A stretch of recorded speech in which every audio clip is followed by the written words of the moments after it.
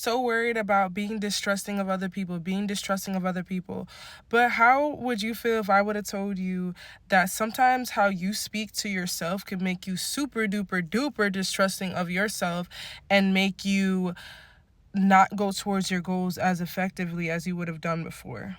So, moving in silence is not just limited to not telling the next person or avoiding telling the haters. You're going to have haters regardless. You striving for better, you bettering yourself, you not trying to, go the same route as the people around you. You're going to have haters. My biggest worry is not the people next to me, it's me. Because once you start telling yourself the same thing and do not do it, you will become distrusting of yourself and work against yourself.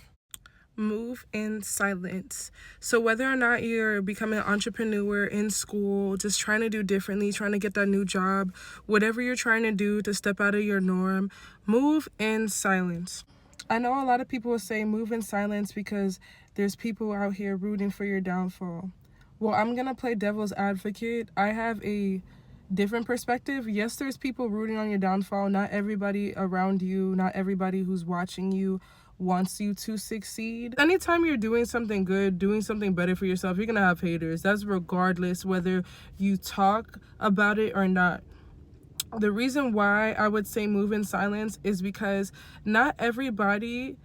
it's not meant for everybody to understand the vision that God put onto your life. Whenever God places a goal or a vision or a mission onto your life, it's for you. You might innocently tell people and they don't understand your journey just off of the strife that it wasn't made for them. Like, God didn't explain it to them because it's yours, and they might discourage you because think about it. We live in a world full of projection. What somebody might deem that they cannot do in their lives, they might project onto you and say might not be able to do it because they know that they're limited to not being able to accomplish that. So out of human nature, out of maybe wanting to protect you or hating, whatever it is, they might tell you, oh, I don't think that's a good idea, or have you thought about this instead of that, or whatever the case is. But if God placed something onto your life, if God said, this is your vision, this is what I have for your life, it's for you to understand, it's for you to execute. You know what I mean? If you questioning whether or not a life choice should happen, you can confide in a few friends around you that you trust. But at the end of the day, like, the best person, the source, the person who sits high and looks low is God. I am not super duper duper religious, but I'm super duper a big believer in energy, and I am a big believer in God. I'm just not religious, but I truly believe that we're all meant to be here for a purpose, and finding out that purpose, finding out who you are, finding out all of that is a very interpersonal journey.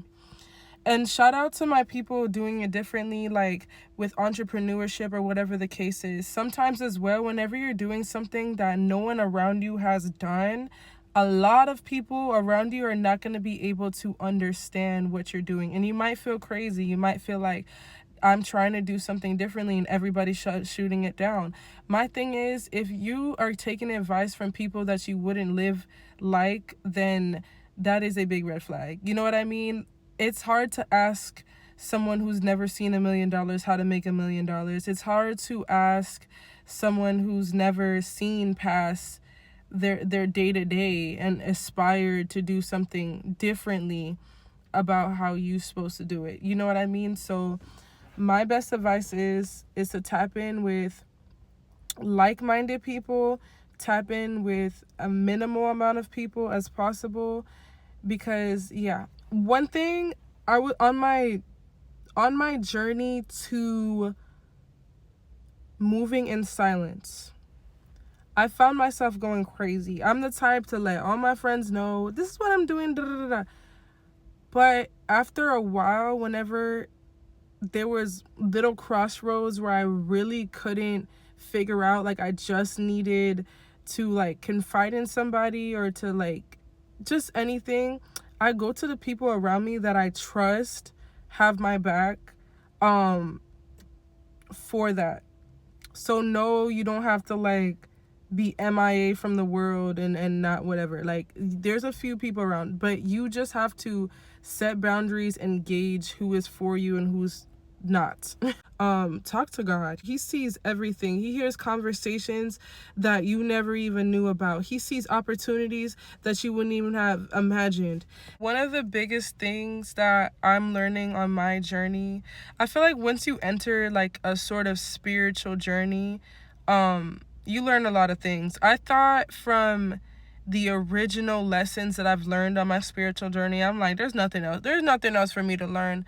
But the more and more you get deeper into like interpersonal work, you just start realizing a lot of stuff.